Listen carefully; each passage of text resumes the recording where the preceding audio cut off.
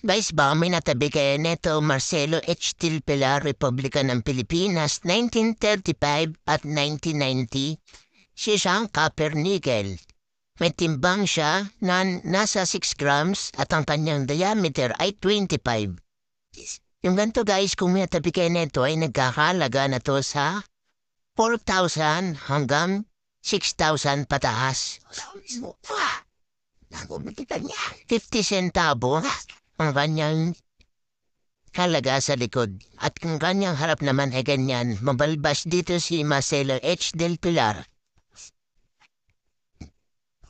Yan. Ito naman isa guys, ito yung medyo makinam. Yan, 1990. Yan nagkakalaga yan ng 4,000 to 5,000 plus. Ang likod niya guys ay Philippine Eagle. Makita na. Gawa dito yan sa Pilipinas.